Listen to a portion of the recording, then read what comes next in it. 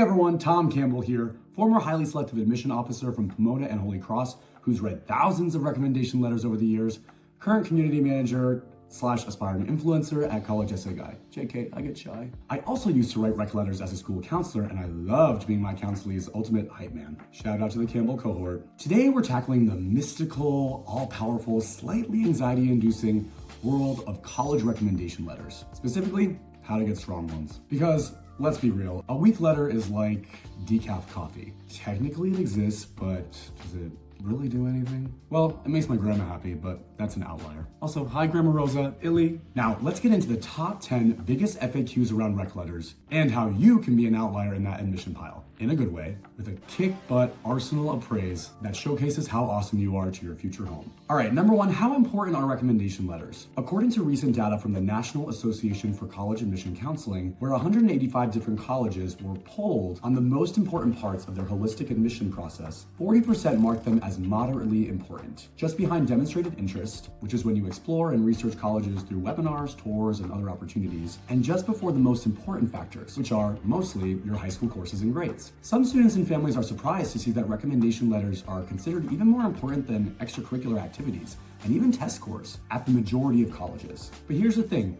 Colleges really value the perspective of people who know you well, like your teachers, as well as people who can paint a broader picture of who you are within your school community, like your counselor. Regardless of how well you know them, say if you go to a public school with hundreds of students per counselor, they're still in your corner and want to see you succeed. That's why they have that job. Now, just to get a little more granular, a big factor of recommendation letter weight is a college's level of selectivity and their various admissions priorities and process. Pro tip, if you want to know how important a rec letters are at the specific colleges on your list, you can always look up each school's individual common data set and go to section C7 of the report, which will tell you this information very transparently. Here's the deal. At hyper-selective schools where thousands of students have similar GPAs, test scores, and equally impactful extracurriculars, glowing, superlative recommendation letters can sometimes tip the scales for students who would otherwise be read as standard strong. At less selective schools, they kind of just need to be there in your file and not raise red flags. Which, side note, 99% of recommendation letters don't,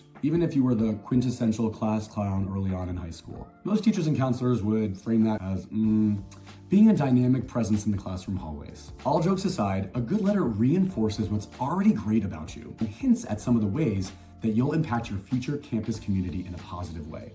So why not try to make them as great as they can be? All right, question number 2, why do some people call these letters of advocacy? You might hear this term used instead of letter of recommendation, and that's because it more accurately reflects the purpose of these letters. It's not about a teacher or counselor recommending one student over another. It's about them actively advocating for you. They're trying to showcase your strengths and potential based on the information that they have, giving admission officers a clearer picture of who you are and what you bring to the table. Number 3, how and when can rec letters make a big impact? If your academic record is solid but not mind-blowing, a compelling recommendation letter can certainly make a difference, especially since it's a chance to highlight your quote-unquote positive character attributes, which, according to that data that I showed you, is the second most important factor to colleges beyond courses and grades, even higher up than essays. Of course, you can also highlight your own positive character attributes and have a 2 birds, 1 stone moment, but that's a video for another day.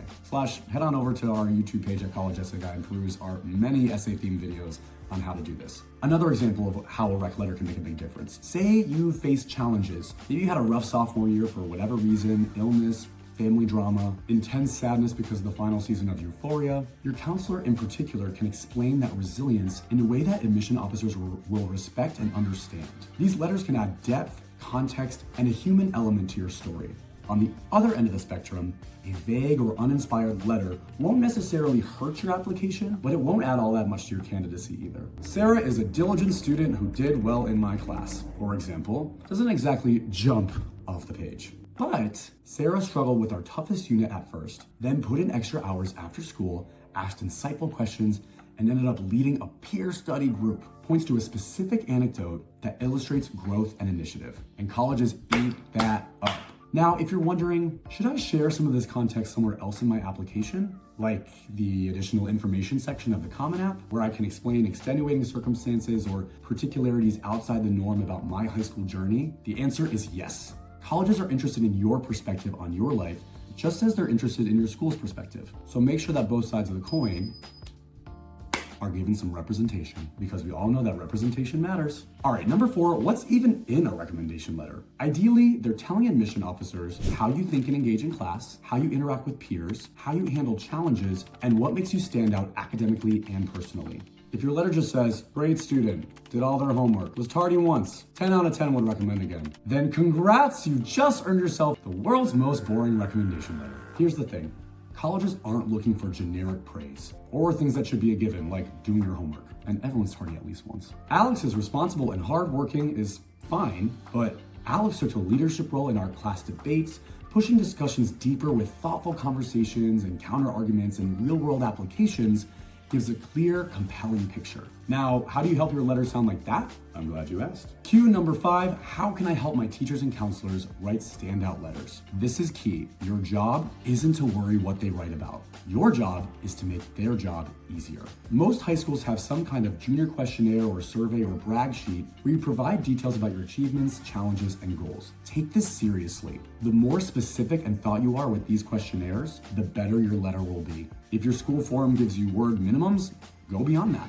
The more you give, the more you'll get. Now, if your school doesn't have a form or questionnaire like I mentioned before, give your recommenders a 2 to 3 page, well-organized Google Doc or email with why you're asking them, what you learned in their class, how they impacted you, your intended major and academic interests, any key projects or moments in class that really meant a lot for you, where you were really all in, and personal details that you'd like for them to highlight too, like leadership, overcoming obstacles, your growth. And what about your counselor? Their letter is more of a big picture summary. So if you have a unique story or family background, or if your journey throughout your high school has been different than your peers in any meaningful way, help them help you by sharing that info. In the link below, you'll find a written guide from our veteran team of college counselors at College Essay Guy on all things recommendation letters, including a sample junior questionnaire that you can use that answers these questions and more if your school's process is a little more limited. Devil's in the details, baby. All right, number 6. Okay, but like, what's something special I can do to make my rec letters truly epic? We're glad you asked. Here are our top 2 signature College Essay Guy exercises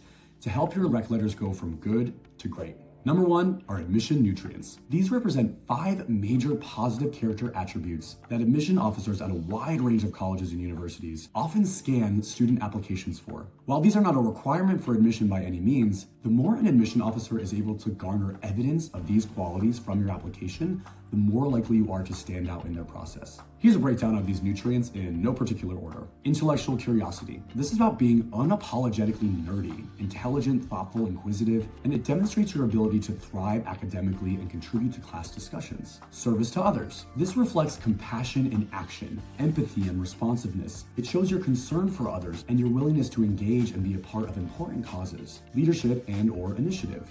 This is curiosity with legs, self-direction, proactivity, innovation. It suggests that you'll make a positive impact on campus and rally the troops, so to speak.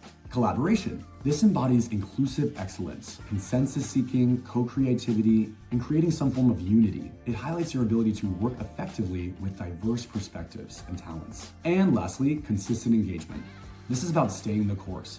Commitment, dedication, resilience. It demonstrates your ability to stick things out for the long haul and get things done. So as you complete your recommendation letter questionnaires or surveys, we recommend keeping these 5 qualities in mind and sharing anecdotes or examples that help illustrate them. All right, next up is our roles and identities exercise, which is designed to help students reflect on some of the roles and identities that define their life experience, strengths, and unique vantage point. And just like the admission nutrients, it's a great exercise for multiple areas of your college process, from essays to rec letters to maybe even influencing your college list. It's modeled after our equally valuable, pun intended, values exercise. You'll take a few minutes to scan through a list of 50 plus roles and identities and indicate your top 10, then your top 5, then your top 3. Ideally, you also provide a brief description or example of each role or identity to provide more context around why you chose it and what it means to you specifically. To make the content even more distinctive, consider adding an adjective before any role or identity that you cite. This can help introduce complexity, uniqueness, inspire curiosity, and clarify how you uniquely see your role and identity playing out in everyday life. Here's what this might look like in an actual recommendation letter. Allie describes herself as a mess maker, but when she says this, she's not talking about the state of her chaotic locker, which is somewhat of a legend among her peers, She's more of a structured mess maker, intentionally making messes in our school community that align with her values and disrupt existing norms. For instance, her initiative to implement meatless Mondays at our cafeteria was executed because of a proposal that would have rivaled any environmental lobbyists. She cited facts, figures, and even cost-saving benefits that made the moral argument all the more compelling. Now, don't you just want to give Allie a big old high five and an acceptance letter that explodes with glitter and confetti? Yeah, me too. But maybe not, because glitter and Mother Nature, their signs are just incompatible. Irregardless, you'll find links to both of these signature exercises in the video description below. All right, number 7, who should you ask for a letter? The teacher who gave you an A+ and thinks you're the second coming of Einstein? Not necessarily. I recommend picking teachers who taught you in a core academic subject, so English, math, science, history, or foreign language. Please don't ask your gym teacher, even if you slayed dodgeball the house down boots. Ideally taught you in 11th or 12th grade, because they can speak to your recent software update as a more college-ready high school student, versus someone whose biggest concern in 9th grade was who to sit with in the cafeteria. Memories. Maybe it could be someone who's both your teacher but also a coach or a club advisor, if that's relevant. You might think about asking someone who's written amazing feedback on some of your previous assignments or grade reports. Those are a pretty good indicator that your letter will be equally gushy. And lastly, you want to ask someone who's seen your best qualities in action, even if you struggled in their class. Yes, you heard that right. College admission officers aren't really reading your recommendation letters to see how good you are at insert subject. They want to see how you light up a classroom and what roles and identities you occupy there.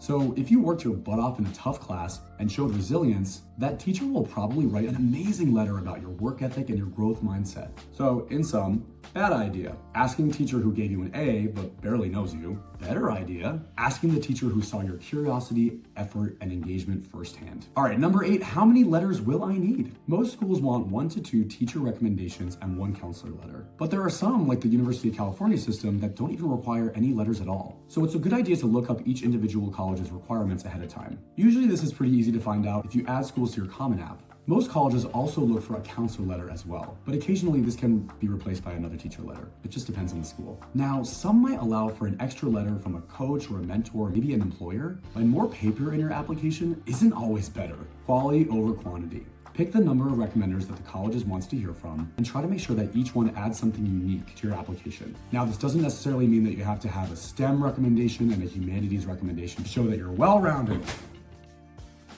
You just want to be mindful that the recommendation letters show distinct parts of who you are and can share those different anecdotes. All right, number 9, how do you ask for a recommendation letter? So, rec letter, due tomorrow, bet.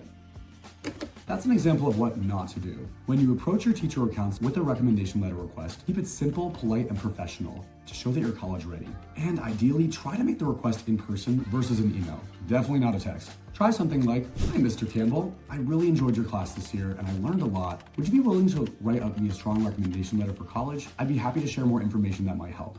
Boom. That's it. You don't need to overthink it. And remember, ask early, like end of junior year early. Teachers are busy, and as a son of a teacher myself, I can tell you they are very busy humans. So you want to give them plenty of time to help you shine. And finally, number 10, do you get to see your letters? Nope. Not usually. At least, not if you waive your FERPA rights, which I recommend that you do. Some high schools actually require that you do this in order for them to write letters on your behalf. It makes the process easier, and the waiver is in part designed to help teachers and counselors feel more comfortable writing a letter without any direct outside interference. From, I don't know, your mom who is adamant that they include the cute little anecdote of when you were in kindergarten and you shared your Crayola crayons, including macaroni and cheese, with your bestie in the sandbox because it shows your generosity. Yeah, admission officers don't need to know that. Your teachers and counselors know what they need to know. Trust them. And always remember, they're writing letters of advocacy, not a laundry list of your weaknesses and one strength. They know what's appropriate when it comes to share with healthy points of growth, which colleges actually like hearing about, but are going to keep things overwhelmingly sunshiny and rainbow bright. Now, as we wrap it all up, here's a step-by-step checklist for strong letters. Number 1, build meaningful relationships. Engage in class, ask questions, and show curiosity. Number 2, ask early and respectfully. Spring of junior year or early senior year at the very latest. Number 3, equip your teachers with specifics. Remind them of the projects you loved, challenges you overcame, or moments where you went above and beyond. Number 4, fill out your school's questionnaire, if applicable, and be thoughtful and detailed with it. And lastly, step number 5, say thank you. A handwritten note or a small token of appreciation like a gift card to their favorite coffee shop, as long as they don't sell decaf, goes a long way. Now, final thoughts, focus on what you can control. Look, recommendation letters can help, but you can't micromanage them. You're not the author. But depending on how many details you share with your teachers and counselors, like the ones you recommended in this video, you can at least be somewhat of a ghostwriter who gets mentioned in the credits. And by credits, I mean the whole letter because it's literally about you. Beyond the steps in this video, focus more so on the things that you can control. Your grades, your essays, your extracurriculars, and the like. At the end of the day, a strong letter is just one piece of the puzzle. Do your part and trust that your recommenders will do theirs. Got questions? Drop them in the comments. Or if you're interested in one-on-one college counseling support from one of our expert college counselors, check out the link below to schedule a free call with our team to learn more about how we can support you. Yes, even if you're a low-income student who can't afford college counseling help. That's who our Match Later Scholars program is specifically designed for, and it's one of my favorite parts about working at College Essay Guy. All right, if this was helpful, give this video a like and subscribe to get more quality vetted college admission tips from all of us at College Essay Guy. All right, I'm off to get myself a latte, not decaf. See you on the next one with the fresh buzz.